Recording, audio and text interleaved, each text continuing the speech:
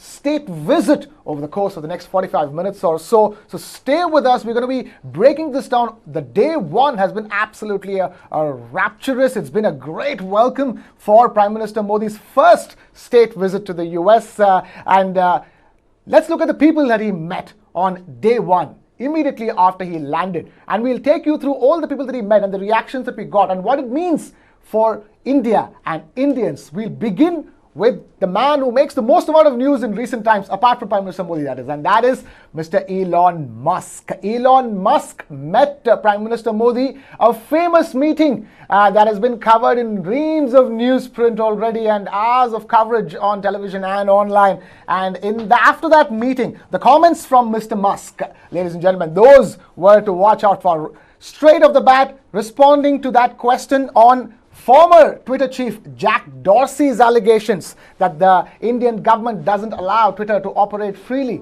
Two, talking about the potential in India, talking about bringing Tesla to India.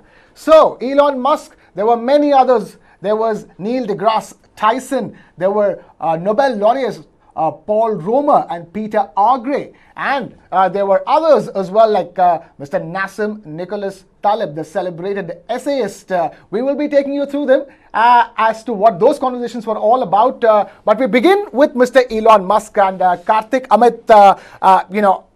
Interesting meeting. We live in interesting times when when Elon Musk comes out and says that at the end of the day, it's our job to comply with the laws of the land. And, be it India or any other country, we will be in the freest possible way under the laws of the land. That's a very telling statement coming from Elon Musk, and as far as India ambitions are concerned. Absolutely, Krishna. And it comes days after the controversy of Jack Dorsey's statements, pretty much alluding to the same thing around free speech being prevalent and the right for free speech to exist in countries came out. So I think, he's timed it well. He's timed it right. He's timed it with the fact that Modi is in US right now, and free speech is the harbinger on which Twitter was really built. And it seems to be pretty much the foundation on which Twitter, built by Jack Dorsey and then succeeded by Elon Musk, rests on this concept of free speech. But yeah, complying with the laws of land is absolutely critical, and we know what happens when that goes south, right? So you've got to comply with the law of the land. But I think another interesting, telling statement, a headline really from Elon Musk, is that he's categorically gone on record to state that I'm a fan of Prime Minister Narendra Modi. So yeah, so one addition to the fan club, if he wasn't an existing fan already. There's definitely one addition there. All right, Kartik, you know what? I'm going to stop you on the stage only because let's then listen to the man himself, and then we'll continue talking. Okay, let's not steal his thunder. I don't think we can. Elon Musk, ladies and gentlemen. I'm actually incredibly excited about the future of India. I think India has more promise than any large country in the world. The takeaways from the meeting. Takeaways from the meeting. He really cares about India because he's pushing us to make significant investments in India, which it is something that we intend to do. And we're just trying to figure out the right timing. In a nutshell, it was a fantastic meeting with the Prime Minister, and I like him quite a lot. He visited our Fremont factory several years ago, and so we've now known each other for a while. So how do you see Prime Minister Modi's leadership role as far as making technology inclusive so that digital infrastructure can be created? I can say he really wants to do the right thing for India. He wants to be open, he wants to be supportive of new companies, and obviously, but at the same time, make sure it accrues to India's advantage, which is, obviously, that's the job. I'm saying I am a fan of Modi, so I have to say that. What are your future plans personally? What do you look at as far as investment in India is concerned? Yeah, well, I think there's a tremendous amount of potential for all three pillars of the sustainable energy future. The three pillars being sustainable energy generation through solar and wind primarily, and obviously India is great for solar, the amount of land area you actually need to generate enough electricity to power India is very small. I believe it'd be probably 1 or 2% of the land area of India, so it's very doable. And then you need to pair that with stationary battery packs because the sun doesn't shine at night, and then you need electric vehicles, and then you have a sustainable energy future. And I think it will. The interesting thing people will find is that this is a lower cost way to go as well.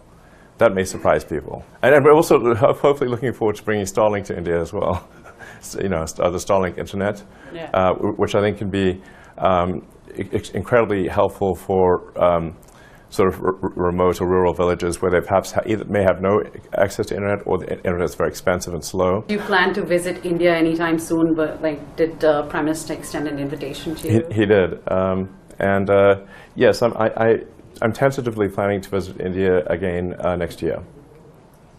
I'm looking forward to it. I'm planning to visit India next year. No, you're planning to invest in India? I'm confident that Tesla will be in India, and will do so as soon as humanly possible. I'd like to thank the Prime Minister for his support, and hopefully we'll be able to announce something in the not-too-distant future. Are you looking to invest in India, Elon? Yes. How soon can we have Tesla in India? Well, we don't want to jump the gun.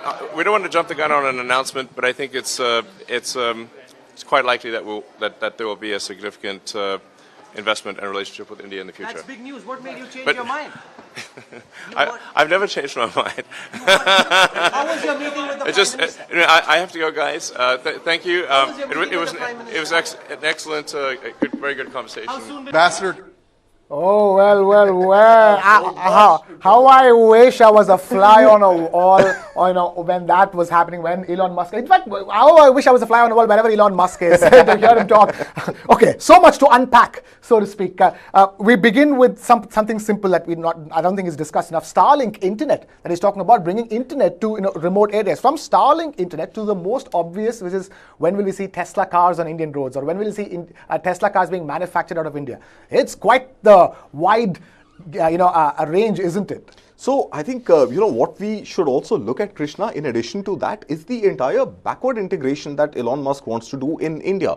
Going by what he just said, he's very keen to install solar or renewable energy installations in India. So India, and this marries very well with India's vision on renewable energy itself. So 500 gigawatts of renewable energy, including 280 gigawatts of installed capacity, is India's target till 2030. And remember, this started, again, it was Prime Minister Modi's vision back in his first term as Prime Minister, where he said by 2022, last year, we were looking at a figure of about 200 gigawatts of renewable energy. That has been up to 500 gigawatts till 2030.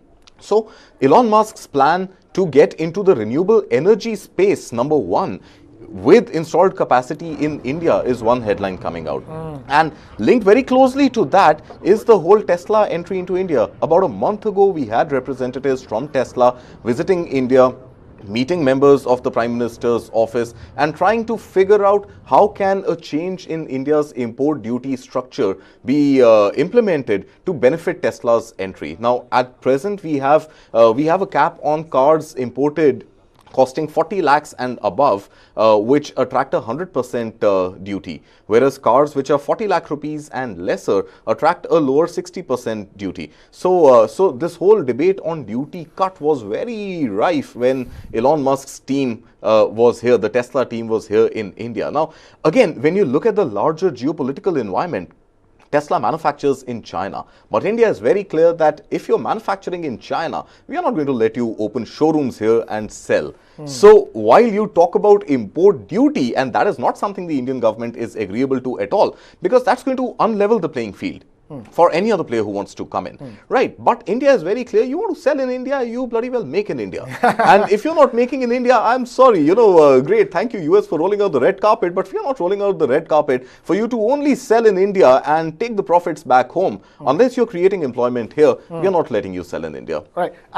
While we're on this topic of making in India, I want to just take off on a tangent a little bit away from Elon Musk, because we have Amit also joining us. Amit, making in India is concerned. Modi means business is one thing that's very clearly coming out from this state visit.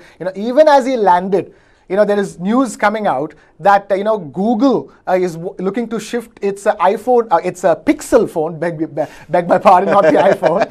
The Google Pixel phones is manufacturing, Freudian slip if I may, Google Pixel phones is manufacturing to completely shift them to India. They are following Apple's example. Apple has taken the early lead in taking advantage. So my slip is justified. Yes. You meant it. They took an early lead in taking advantage of PM's PLI scheme. Yeah. Okay. Today, Apple is manufacturing worth of 7 billion phones from India. These Google Pixels last year's manufacture was 9 million phones.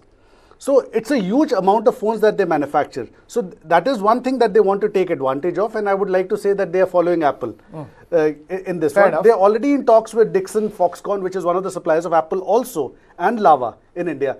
Mr. Ashwini Vaishnav met Sundar Pichai in May. So it has been in the works.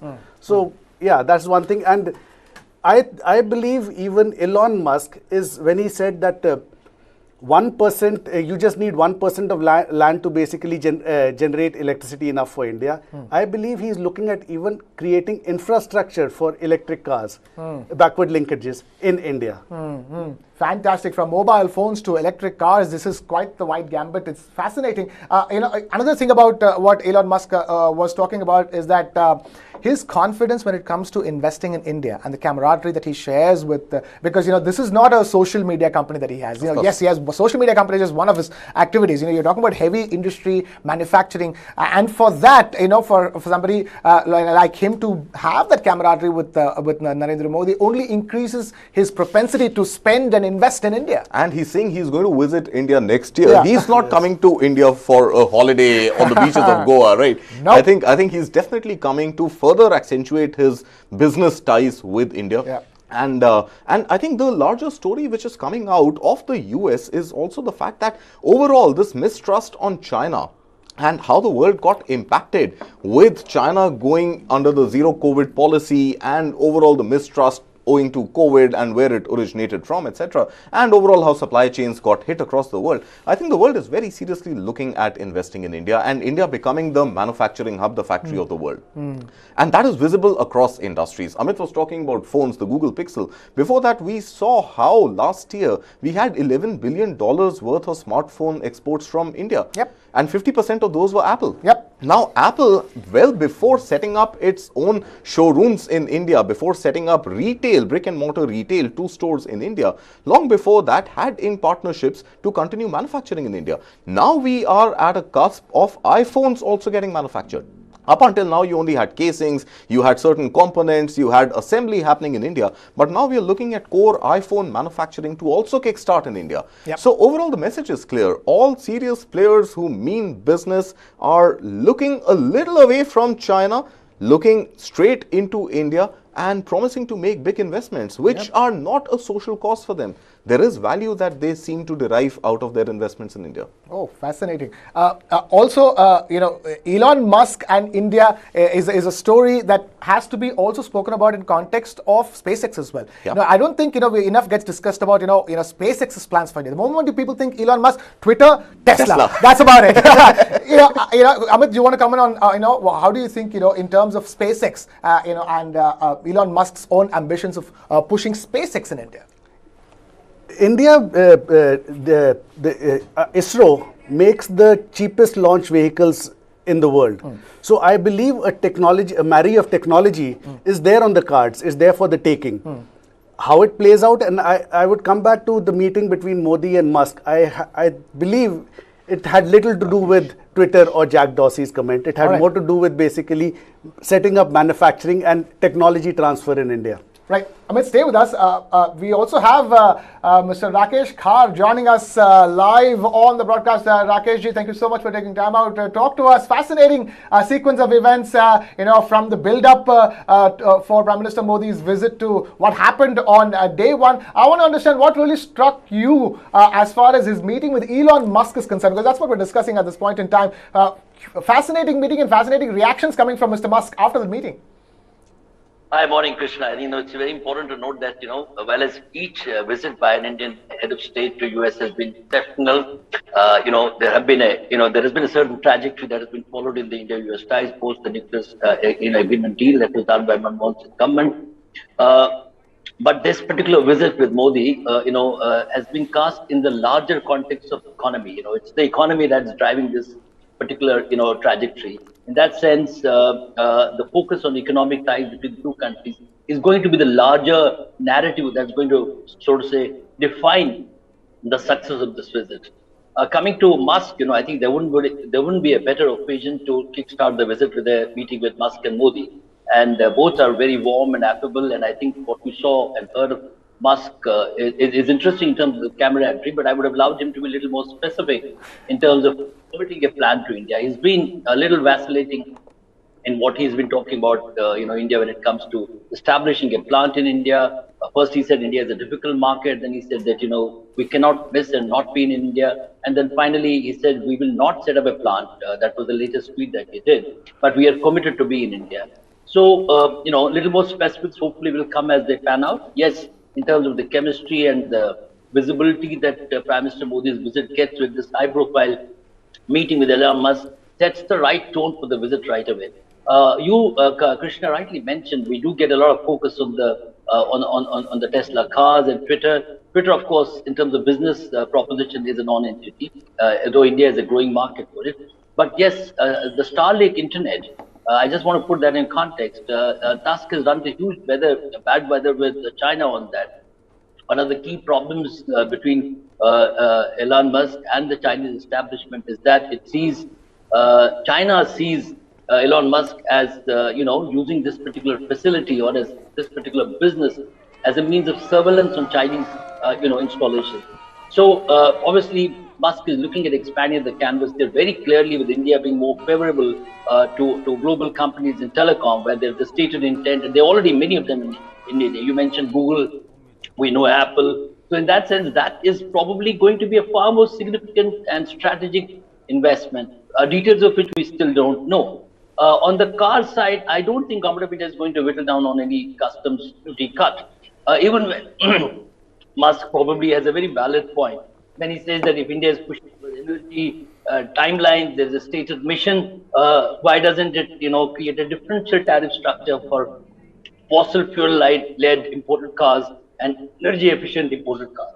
So in that sense, a very, very important step going forward. And I do believe that, the state visit and the meeting with the vice president, all that is more of optics. What we must look at, it is the economy again. What do we get with tangible results from meetings between the US, top business leaders in India, of course, which has been, so to say, presided over, organized, enabled by the US establishment. Believe me, this entire excitement is about the Indian economic growth story. To my sense, India's economic rise is real, possibly it is durable, and going forward, it has its own challenges. And as Goldman Sachs said, India is going to drive the global growth agenda with China. The IMF also endorsed that point of view. China has its own challenges. We have the real strength of democracy. And when we work with the US, it is the large grand alliance of democracy. And I call it the double democratic dividend. So in that sense, that is going to define the larger piece going forward between India and US, where both these countries will set the tone for an equitable growth in the global level. Khar there, putting that into perspective, not just what happened in the last 24 hours, but the entire visit, this first state visit by Prime Minister Modi in the US. That's why the show is called Modi Means Business. It's all about business. It's the economy is stupid, isn't it? Absolutely. Nothing else matters. Wrote a wonderful piece on News9 Live as well. So all those watching this broadcast, please do log on to news9live.com and read Rakesh Kharji's piece on Prime Minister Modi's visit to the US. It's the economy is stupid is where it begins. Talk to us about specifically that Rakeshji pointed out that we don't discuss enough. That is the Starlink internet, which is meant to provide internet to the most inaccessible areas, Kartik. My point being, will the incumbent players ever permit that to happen? So you have a great technology. It's already prevalent, I think, in over 50 countries where Starlink is providing satellite-based internet to the most rural of rural areas. But we've got great internet penetration already, and India right now is in a situation that we have pretty much a duopoly, even though it's not a stated duopoly. But we have two big players, which is Jio, Reliance owned Jio, and Airtel, pretty much commanding a good 80% of the market. So in that scenario, and this penetration only deepening with every passing day, and the billions of investments made in fiber optic cables and overall the whole fiber network, is Starlink going to have it easy in India? Question number one. Simple answer, no way. I don't think anybody is going to make Elon Musk's life simple when Starlink were to come to India, if it were to come to India. Second, I think overall security concerns, data security, where are the servers going to be housed? Where is all that data getting accumulated? And who has access to shut down those servers? We talk about free speech, but then we know there are inherent challenges to that as well. So, are servers going to be placed in India? If not, I think we are not looking at a starting point. And number 3, I think most importantly, internet is something which is very, very closely linked to information dissemination. We need to have complete right, complete ownership over that. So I think there are incumbent players, well-to-do incumbent players commanding a large pie of the market, and we've got data security concerns. So both of these together are going to make Starlink's entry into India, to my mind, really, really difficult, if not impossible. All right, we'll hold on that thought, and in fact, we'll hold on Mr. Musk as well. I think we've really discussed Mr. Musk's, India dalliance threadbare, because there are other gentlemen, other big people that PM Modi already met. One of them is a man called Nassim Taleb. He's a celebrated essayist known for propounding the black swan theory. Let's listen to what Nassim Taleb had to say after that meeting with Prime Minister Modi. I connect with His Excellency the Prime Minister. We sat down, he mentioned anti-fragile, we spoke about bouncing back from adversity, and we spoke about essentially risk-taking. So it was wonderful, and I also commended India on the response to COVID and how India was very efficiently dealt with it, particularly with the food distribution and all of that. Right, that was Nassim Taleb, praising India's efforts when it comes to mitigating COVID. Something that he's not alone in, Kartik. The world over, India gets praised for the way it handled COVID and the way it handled vaccination. But here's a man who called out, first of all, who came up with the black swan theory. And there's no better example of COVID than any other available to define or exemplify black swan. I think COVID was pretty much the most prominent example of a black swan event in living history. So Taleb was the guy who actually coined the term black swan and black swan events, which are unpredictable. And that was a year before one of the biggest black swans apart from COVID, and that was the 2008 financial crisis. Exactly, the financial crisis 2008, but actually he started working on the theory in 2001, which was a year after the dot-com bust. So the dot-com bust was another black swan event well before the term black swan was even available in public parlance. But coming back to I think what Taleb was referring to and alluding to, I think the records are pretty much out there to suggest how we stayed dogged. I'm not saying we handled it really well. We did. Given the situation, given the circumstances, India handled the COVID situation in the best possible manner it could. But did COVID not take lives from India? Of course it did. Did it not slow down the economy? Of course it did. Did it not take jobs away and make life difficult for a lot of migrant laborers? Of course it did. But given the situation the world was in, India seemed to have handled it relatively better than even many of the developed countries. And this includes the US. The US, for example, printed currency. India did not take that easy option of printing currency and putting it into bank accounts or hands of the population. Rather, it focused on the supply side of the economy. And that is how PLI schemes and inviting manufacturing to start in India, Atmanirbhar Bharat, all of that sort of got linked to India's handling of the COVID situation. But purely on the healthcare side as well, we were not the first ones to line up outside Pfizer or Moderna and import the vaccinations. Rather, we stayed very, very dogged, very focused, and had our own companies in India, pharma companies in India, going ahead and taking that punt on manufacturing vaccines. And these vaccines, mind you, not just for domestic use, but also exported to multiple countries, including neighbors Bangladesh, who have thanked us profusely because that was a difficult time for the whole world. But India sort of held on to selfish interests at one end, but also allied with the rest of the world and made the vaccines available through the Vaccine Maitri program. So these are social issues, not typically business or political diplomatic issues. These are social issues in which India was able to show leadership. Right. And that gets appreciated on world forums like these. Oh, Absolutely. There's another person now. There's also one Mr. Neil deGrasse Tyson, American author. Let's listen to what Mr. Neil deGrasse Tyson, who also met Prime Minister Modi on day one of Prime Minister Modi's first state visit to the US. Let's listen to what Mr. Tyson had to say. I was delighted to spend time in the company of a head of state who is as scientifically thoughtful as is Prime Minister Modi.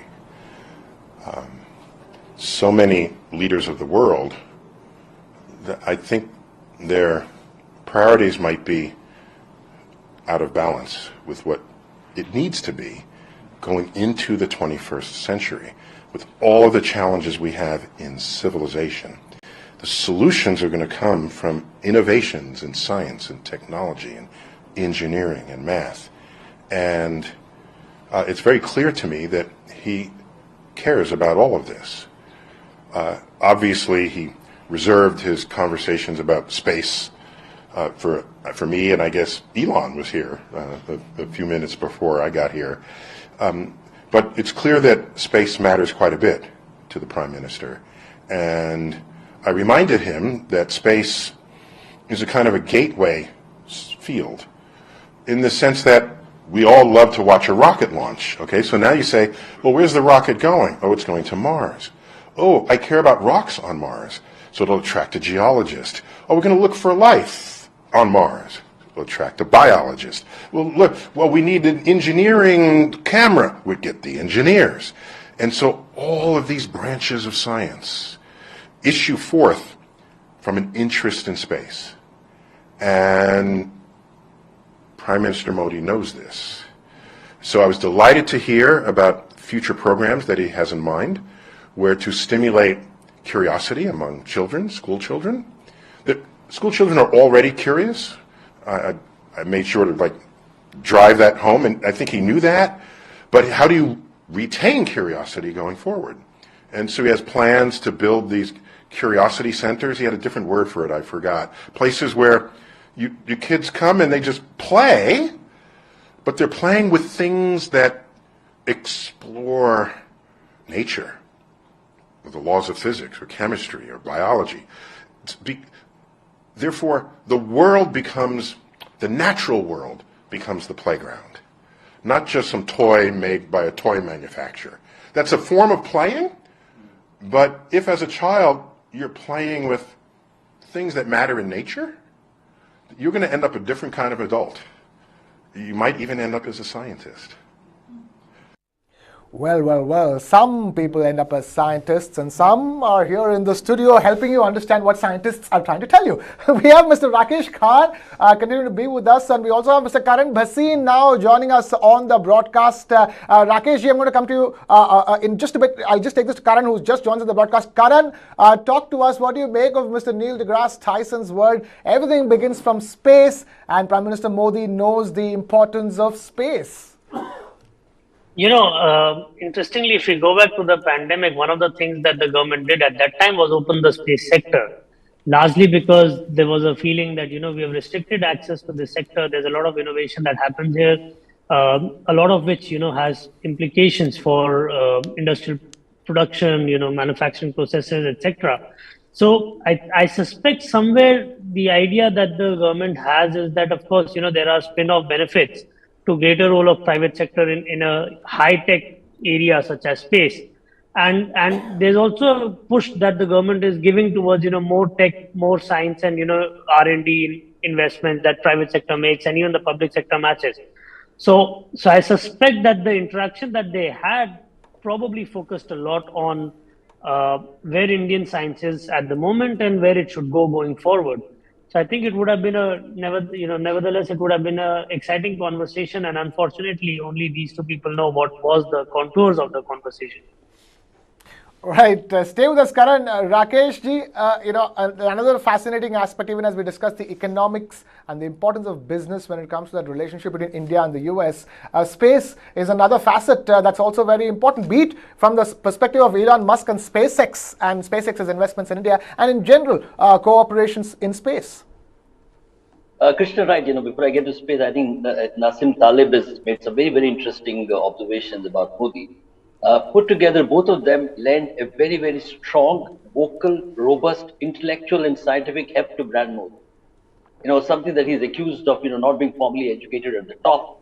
I think it's a slap on those who criticize him for lack of great formal management education. The guy has a vision, let's face it, has his own shortcomings like any other great statesman, but he has a vision for India and for the world. Remember, people like Ranjan, who is himself a known economist, criticized India for, mismanaged allegedly in COVID and pushed for UBI. There was this great demand for cash to be invested in the hands of citizens of this country. And remember what Nassim said. He specifically mentioned the food grain program, which is still continuing even when we are well past COVID and the economy has recovered. So in that sense, the economic template that Modi-nomics is properly called has come to stay globally, and it has got global recognition. So those who printed currency and gave cash, which unfortunately is the model in states where Congress has come in Karnataka, for instance, is a retrograde step. And this has been now endorsed by no less than a gentleman called Nassim Taleb. And that bullishness on Modi and India particularly, I'll put it first India and then Modi. He's driving the seat today, but it's largely the aspiration of 1.4 billion, which has an upwardly mobile traction, which is driving India to the larger global head table. In that sense, it's not good news for opposition in India, which has repeatedly been talking about Modi in, that poor educational light. I guess these two voices will resonate deep here and abroad. Rakesh ji there. Kartik, very important that we talk about in Nassim Nicholas Taleb's words as well as Neil deGrasse Tyson's words. He said that he didn't want to discuss too much space with him in the first place because there is Elon Musk to do that with him. But we're not even sure if Elon Musk discussed space with Modi. Who discussed space with Modi? We don't know. But certainly space is very important. Absolutely, and I think Karan was very right in mentioning just now. Hi Karan, good to see you after a while, and thanks for being with us. But I think Karan was right. For the first time, we have opened our space sector to private exploration. It was a very, very closely guarded territory. It continues to be a strategic sector, but it was very, very closely guarded by ISRO and by the government of India. For the first time, we've opened the private sector, and we are also incubating startups to go ahead and create models that can compete with the SpaceX to develop reusable rockets, reusable launch vehicles, and go ahead and make the right investments in space exploration. So the timing is right, and it also comes at a point where end of this year, early next year, the Gaganyaan mission is likely to take off. This is going to be India's first manned mission to outer space, and yes, all eyes on that mission taking off, and those Air Force pilots coming back to India safe and sound to tell stories about their space exploration. So there is a lot that needs to be done when we talk about space exploration, and we don't even know the kind of possibilities that exist outside of our Earth as we know it. There's very little we know about outer space, and I agree with deGrasse that this is an area where Elon Musk, deGrasse himself, India, and the whole world has to collaborate and go ahead and see whether you talk about space tourism, whether you talk about minerals, whether you talk about life outside Earth in any form. I think these are questions that we have all toyed with, and we have all asked and never found believable answers to all our lives. And I think the time has come pretty much now to understand what beckons outside of the folds of the Earth. Time has come, Amit, isn't it? Time has come for SpaceX in India. Yes, and taking on from Kartik, Startup Phillip happened as recent as last week when a Gujarat-based Indo-German firm, Azista, launched its first remote sensing satellite from the Vandenberg Space Force Base in California, which is a part of Elon Musk's SpaceX Transporter 8 mission. This was launched atop a Falcon 9 rocket. So this was an Indian startup, Indo-German, which launched its first remote sensing satellite as recent as June of 14th. Wow. And that is where another Elon Musk linkage comes in. Right. So I believe he is very upbeat on the space industry in India. Right. And Karan, if I were to ask you, your thoughts on, all these thought leaders that Prime Minister Modi met on day one, and the fact that this entire meeting, this entire state visit, is all leading up to one thing, and that is economics and business and the relationship, the business relationship that India and US share, because US till date is India's largest trade partner. Right. So, I mean, if you look at Indo-US relations, a lot of the change started happening towards the late 1990s, when they realized that they need closer ties with India. And a lot of it is driven by people-to-people contact. Unlike our past relationship over here, we have a solid, number of diaspora there, which is active and which is, of course, becoming more and more prominent in American society.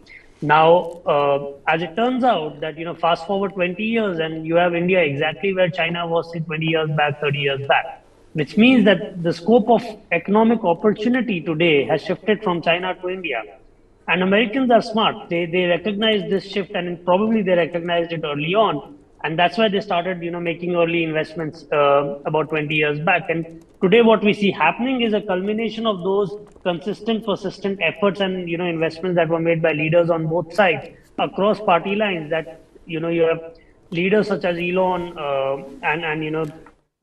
eminent Americans across different fields, be it academia, be it industry, be it politics, essentially work to further this relationship and promote closer ties. So my sense is that over the next decade or so, we might see a lot more deepening of this relationship to the point that it might even overshadow, the relationship that China had with US at that point in time, say 20 years ago. And I think that would be an interesting trend to look out for. Whether it's reflected in tech transfer or not is a debatable issue. But what we can, be rest assured about is that the next 10 years would see a lot of investments come into India, which would also imply that the general level of prosperity in India is bound to increase and, grow by leaps and bounds. Right, Karan Bhasin there. Stay with us, Karan. Talking about thought leaders that Prime Minister Modi met. Prime Minister Modi also met two Nobel laureates on day one. One was Mr. Peter Agre, a molecular biologist and a Nobel laureate, and the other was Paul Romer, an economist. Let's listen to what Paul Romer had to say after that meeting with Prime Minister Modi.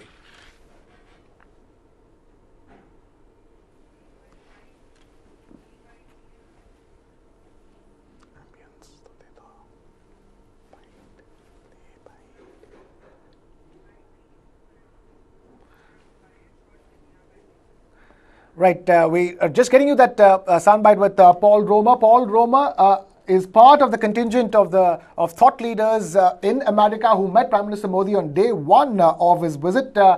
He also, meanwhile, even as we get you that soundbite, he also met Prime Minister Modi also met Ray Dalio, American billionaire investor and hedge fund manager who served as a co-chief investment officer at the world's largest hedge fund, Bridgewater Associates. Prime Minister Modi met Ray Dalio, American billionaire investor.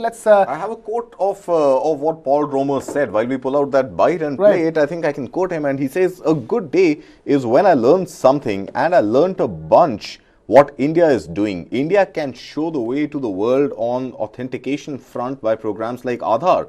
PM articulated it very well. That urbanization is not a problem, it's an opportunity. I take this as a slogan. This coming from Paul Romer on his meeting with Prime Minister Narendra Modi, where he's saying he's a Nobel laureate and an economist, no less, Karan, somebody of your ilk, who says that he had to learn something from Prime Minister Modi.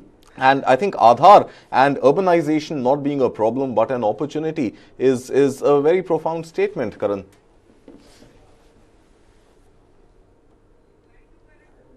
A lot of the work that Paul Romer did, and I've been saying this for quite some time, that a lot of the ideas that shape up discussions around American policy and politics, actually, because their politics is divided on economic policies, say for instance affordable housing, etc.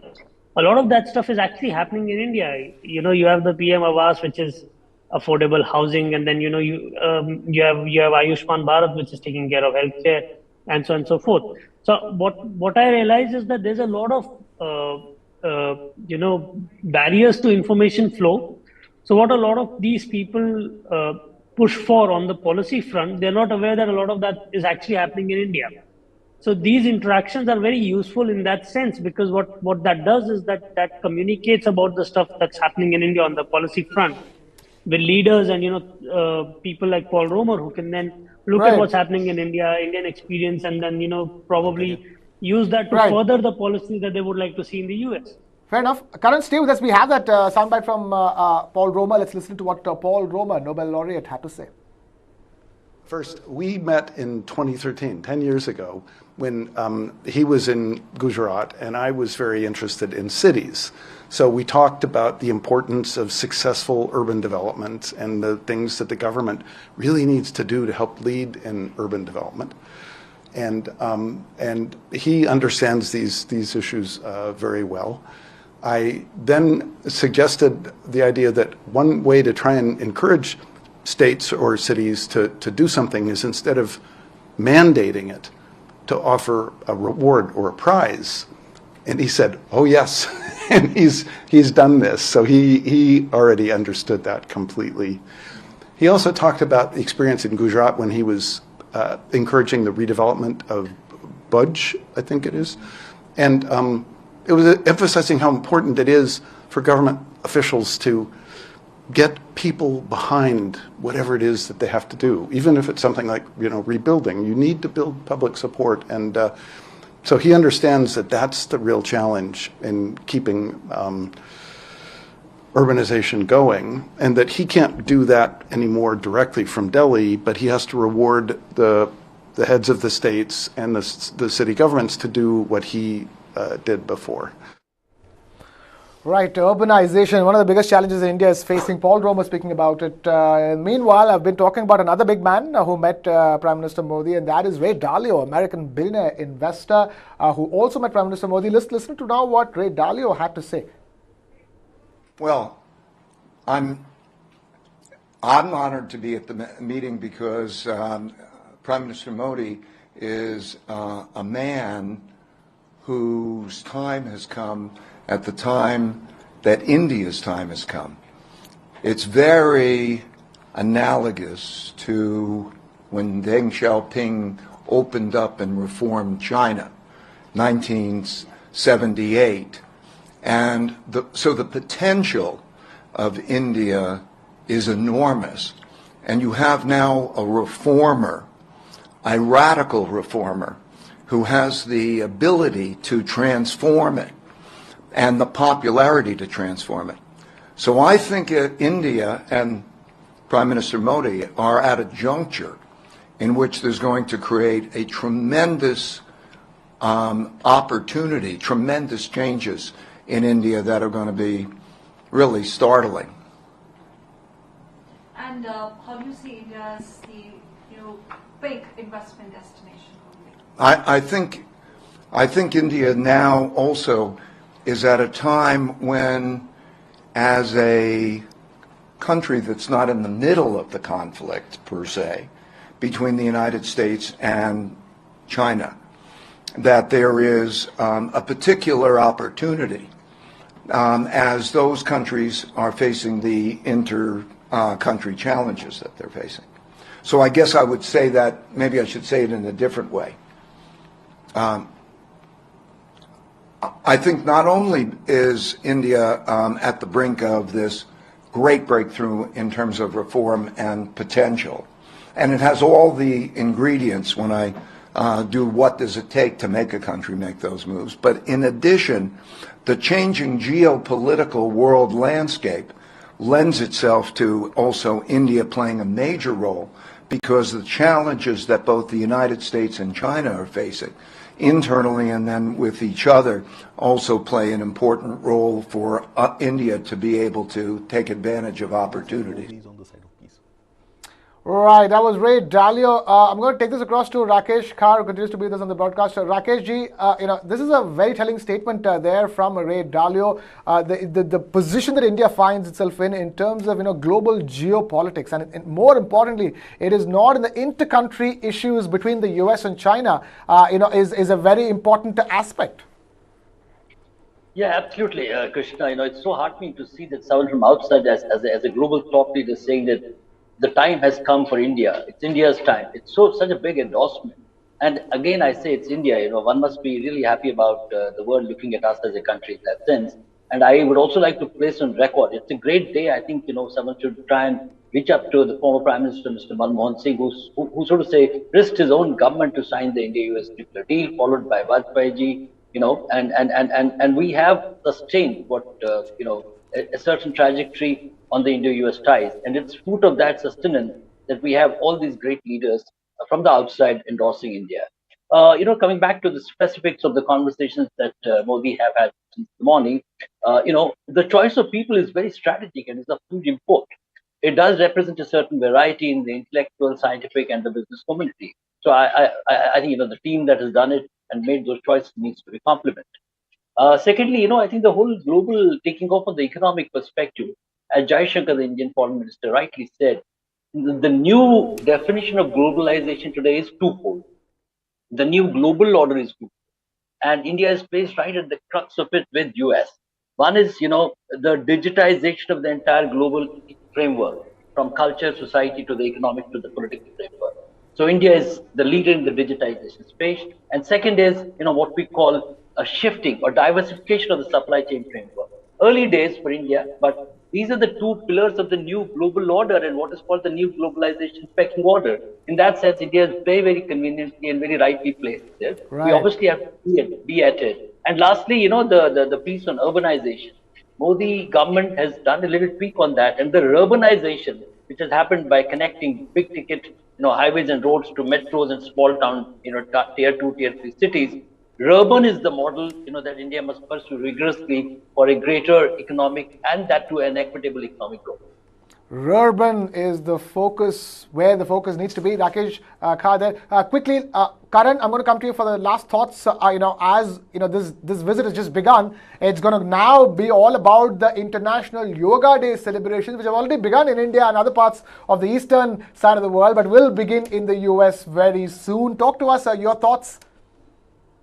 No, so I think that 2 or 3 key big takeaways from this visit would, of course, be what we do on the tech front, specifically on the technology transfer front, be it for clean energy, be it for stuff relating to propulsion systems, etc. Whether we get to actually formalizing the agreements to manufacture engines by GE in India or not. So that would be one thing that I think would be very interesting to take a look at. But one thing is for sure, irrespective of whatever gets done or whatever gets achieved in this particular visit, there is an overarching sentiment that appears to be in Washington, DC, which genuinely wants stronger ties with India.